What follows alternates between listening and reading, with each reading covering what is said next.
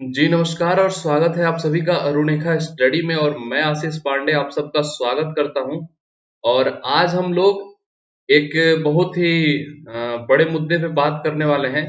जैसे आजकल बहुत सारे लोग बातें कर रहे हैं, बीएड, बीटीसी, डीएलएड, ये सब लेकर बहुत सारी बातें हो रही हैं कि कौन से लोग प्राइमरी एजुकेशन वाले टीचर बनेंगे, कौन से लोग जूनियर टीचर या उससे ऊपर वाले टीचर बनेंगे। इस तरीके को लेकर मतलब काफी मुद्दे चल रहे हैं, हर स्टेट में अलग अलग नियम आ रहे हैं।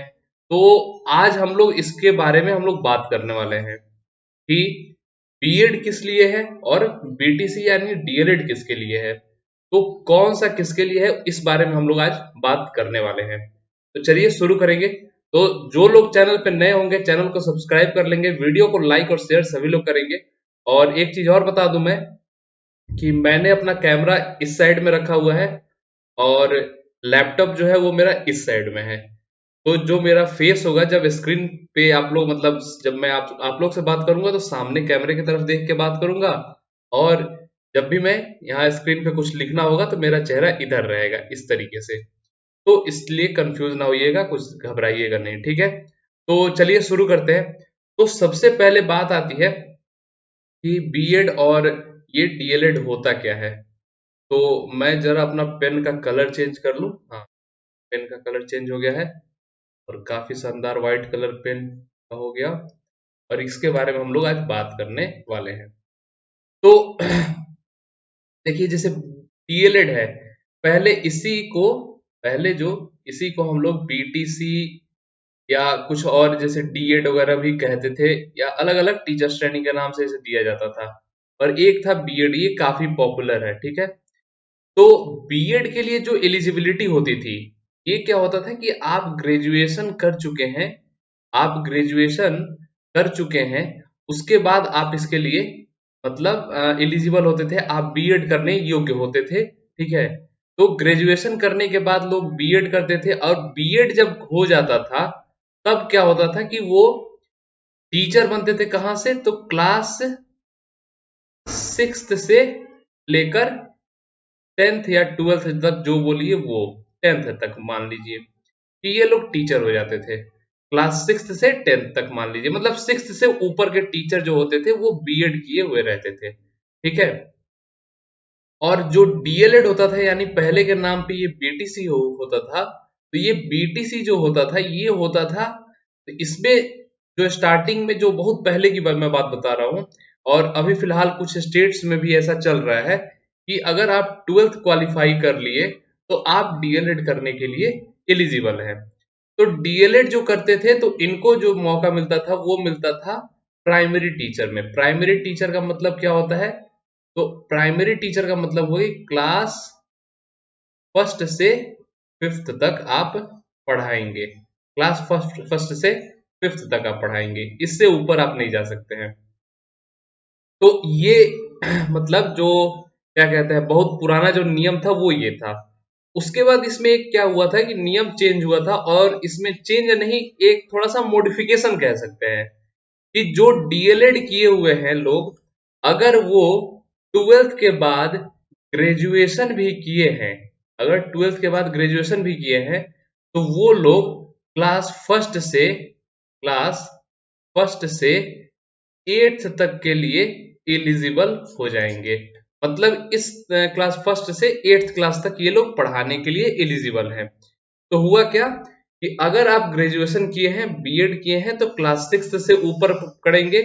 और अगर आप डीएलएड किए हुए हैं, साथ में ग्रेजुएशन भी कर चुके हैं, तो डीएलएड करने के लिए पहले क्या होता था कि आपको 12th पास होना चाहिए। तो 12th पास है, डीएलएड कर लिया है और ग्रेजुएशन भी कर लिए हैं, तो आपको क्लास फर्स्ट से फिफ्थ ना, क्लास फर्स्ट से क्लास 8th तक आपको मौका मिलता था पढ़ाने के लिए। यानी ग्रेजुएशन के नाम पे आपको 6th 7th 8th क्लास भी मिल जाती थी पढ़ाने के लिए। तो ये इसके लिए ये नियम था।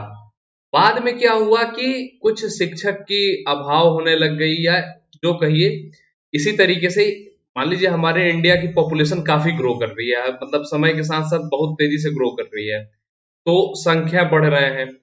तो आने वाले समय में आप देखते जाइए कि हर एक समय, कुछ समय बाद जो प्राइमरी सेक्शन है उसमें लड़के ज्यादा हो जा रहे हैं, मतलब कंपेयर टू प्रीवियस ईयर, मतलब वित्तीय वर्ष से मिला दिया जाए तो उससे ज्यादा हो जा रहे हैं।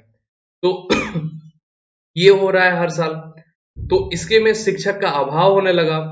तो अभाव होने लगा तो एक संस्था है जो कि जिसको हम लोग बोलते हैं एनसीटीई।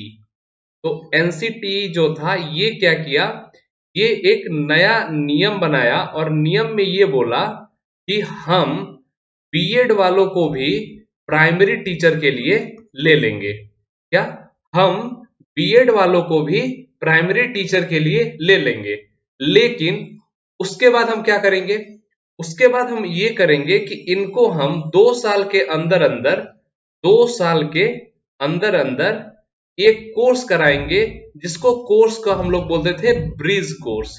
क्या बोलते थे? Bridge course. और ये कोर्स कितने दिन का होगा? तो ये कोर्स होगा 6 महीने का, 6 मंथ्स का ये कोर्स होगा। ये कोर्स आपको करना है और ये कोर्स कर लेने के बाद आप प्राइमरी में पढ़ाने के लिए मतलब पूर्णतः तैयार हो चुके हैं, एकदम 100% आप ट्रेंड हो चुके हैं।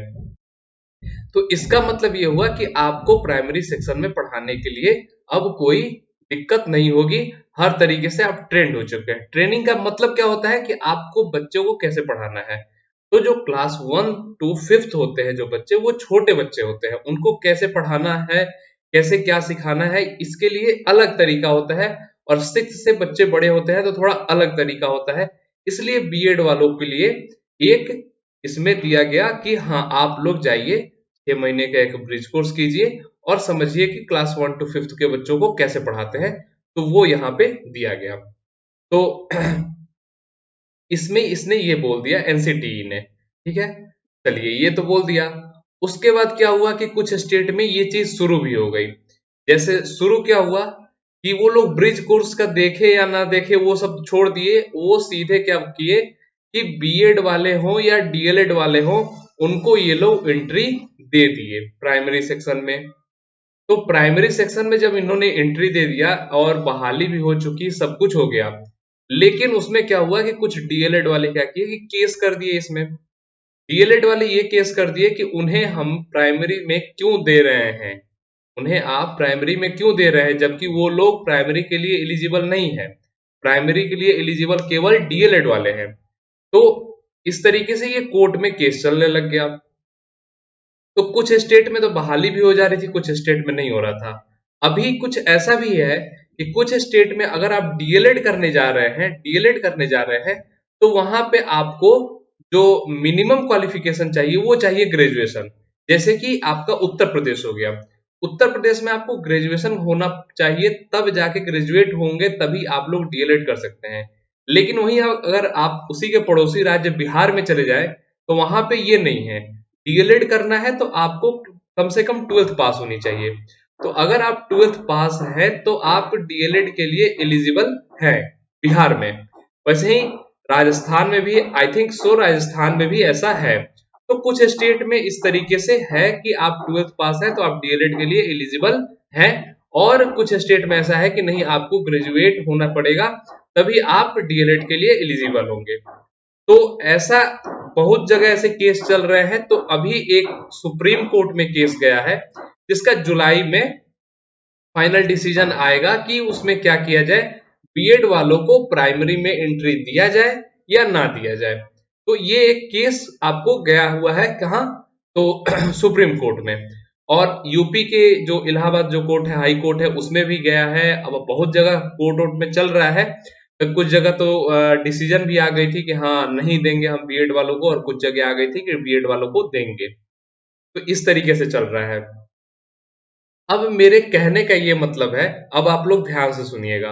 अब यहाँ पे ना मैं बीएड वालों का पक्ष ले रहा हूँ, ना डीएलएड वालों का पक्ष ले रहा हूँ, ना मैं किसी का विरोध कर रहा हूँ। बस आप लोग ध्यान से सुनिएगा। यहाँ पे बीएड लिखा हुआ है तो इसको अभी आप लोग इग्नोर करिए, इस चीज को, ठीक है। अभी आप ये बताइए कि किसी भी स्टेट गवर्नमेंट का सोचिए। स्टेट गवर्नमेंट में आप लोग स्टेट के ऊपर में जाइए, किसी भी स्टेट में। मान लीजिए मैं उत्तर प्रदेश में ही पहुंचा, उत्तर प्रदेश से स्टेट में पहुंचा। और उत्तर प्रदेश में आपको बहुत सारे क्या डीएलएड कॉलेज भी हैं, डीएलएड कॉलेज भी हैं, और बहुत सारे बीएड कॉलेज भी हैं। ठीक है, बीएड कॉलेज भी हैं और डीएलएड कॉलेज भी हैं। ठीक, अगर यूपी गवर्नमेंट वैकेंसी निकाले और प्राइमरी सेक्शन में दोनों की एंट्री ले, ठीक, और जहां अपर प्राइमरी वाला आ रहा है यानी क्लास 6 से ऊपर का आ रहा है, उस जगह पे केवल बीएड की एंट्री ले। ठीक, तो ये बताइए फायदे में कौन हो जाएंगे? बीएड वाले। ठीक है, तो बीएड वाले जब फायदे में हो जाएंगे तो इसका मतलब जो डीएलएड किया है, वो डीएलएड जो किया है वो डीएलएड छोड़कर क्यों बीएड ही क्यों ना कर ले, डीएलएड छोड़ के बीएड ही क्यों ना कर ले। तो अगर मान लीजिए ये सारे स्टूडेंट्स डीएलएड वाले डीएलएड करना छोड़ दें और डीएलएड ना करके ये सब बीएड करने लग जाएं, तो इतने सारे जो डीएलएड है, हजारों डीएलएड कॉलेज हैं, हजारों डीएलएड जो कॉलेज हैं, उनका क्या होगा? यूपी गवर्नमेंट फिर उसको कहां ले जाएगी? कहां से उतने पैसे उसको रिकवर कहां से करेगी? सारा कॉलेज तो बंद, टीचर उसमें जो है, लेक्चरर जो है वो तो रह जाएंगे, सैलरी कहां से देगी? ठीक, मैं बस एक यूपी का एग्जाम्पल ले रहा हूं, मैं यूपी सरकार से कोई सवाल नहीं कर रहा हूं या ऐसा कुछ नहीं है, मैं किसी के विरोध भी नहीं हूं, बस मैं एक छोटा सा क्वेश्चन में कर रहा हूं, बस एग्जाम्पल के तौर पे यूपी लिया हूं। ऐसा नहीं है कि मैं बिहार भी ले सकता था, मध्य प्रदेश भी ले सकता था, झारखंड भी ले सकता था, वेस्ट बंगाल भी ले सकता था, राजस्थान भी ले सकता था, लेकिन मैं एक केवल यूपी ले रहा हूं कि ये अकेले ही कई राज्य के बराबर एक राज्य है और अच्छी खासी यहाँ पे जनसंख्या है, अच्छी खासी कॉलेज की संख्या है, डीएलएड कॉलेज की भी और बीएड कॉलेज की भी, गवर्नमेंट हो या प्राइवेट हो, बहुत सारी कॉलेजेस हैं यूपी में।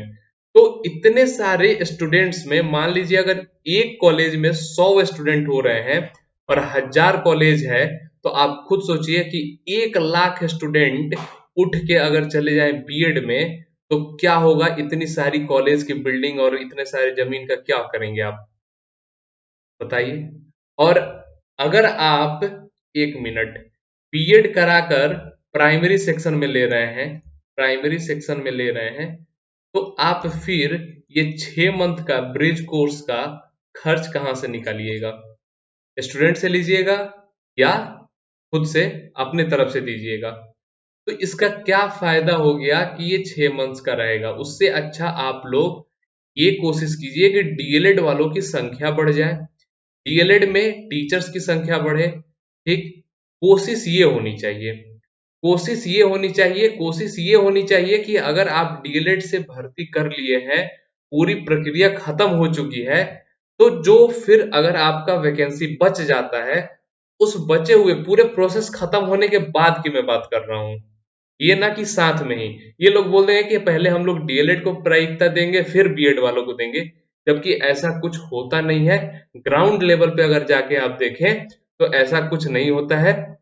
बहुत सारे लोगों के अप्रोच होते हैं और अप्रोच के हिसाब से वो अपनी दबदबा बना के काम करवा लेते हैं, अपने फायदे का काम करवा लेते हैं। तो अगर ये हटाकर अगर आपके पास मान लीजिए कि 70,000 की वैकेंसी है और आप 60,000 तक डीएलएड वाले से भर पाए, 10,000 वैकेंट रह गया, तो इन 10,000 वैकेंट के लिए आप बीएड वालों में से लीजिए, उन होनहार बीएड वालों को लीजिए जिनको आप केवल 10,000 जो बच्चे हैं उन्हीं का 6 महीने का कोर्स करवा पाए, उनको रखिए। अगर आप एक साथ बना के करिएगा, जैसे बीएड और डीएलएड दोनों के लिए फॉर्म भरवाइएगा, इससे आपको दिक्कत ये होगी कि ये 10,000 ना होकर ये 20,000 भी हो सकते हैं या 40,000 भी हो सकते हैं, कोई ठीक नहीं है। ठीक, तो अगर इतने लोगों का ब्रिज कोर्स करवाएंगे तो फिर 6 महीने के लिए उनको स्कूल से हटा के रखिएगा आप, ये मुझे बताइए, इतने सारे टीचर्स को स्कूल से हटा के रखिएगा 6 महीने के लिए? तो मेरा इस सवाल ये है आपसे कि बीएड वालों को जो एंट्रियां मिल रही हैं प्राइमरी सेक्शन में, वो सही है या नहीं? आप लोग कमेंट में ये बताइएगा। मेरे अकॉर्डिंग जो जिसके लिए बना है उसी में जाए तो ज्यादा बेटर रहेगा। ठीक है, तो जो डीएलएड वाले हैं वो प्राइमरी सेक्शन में रहे और बीएड वाले जो है वो अपर प्राइमरी सेक्शन में रहे। मेरे हिसाब से यही सही है। और आप लोग अपने व्यूज रख सकते हैं कमेंट सेक्शन में। जो भी आपका व्यूज होगा, हर एक व्यूज एक्सेप्ट है। मैं किसी की बुराई नहीं कर रहा हूं, किसी के अगेंस्ट में नहीं हूं, किसी के सपोर्ट में नहीं हूं। बस मैं अपनी व्यू रख रहा हूं और जो आजकल चल रहा है उसके बारे में मैं बता रहा हूं। तो चलिए, अब मिलेंगे आपसे अगले वीडियो में। आज की इस मुद्दे पे मैंने बस इतना ही रखा है अपनी बात। आप लोगों से भी पूछा है, आप लोग अपना जवाब दीजिएगा, अपने व्यूज रखिएगा। तो मिलेंगे आपसे अगले वीडियो में। तब तक के लिए टाटा बाय बाय। और जो लोग चैनल पे नए हैं, चैनल को सब्सक्राइब कर लेंगे, वीडियो को लाइक और शेयर जरूर करेंगे। मिलते हैं आपसे अगले वीडियो में। जय हिंद।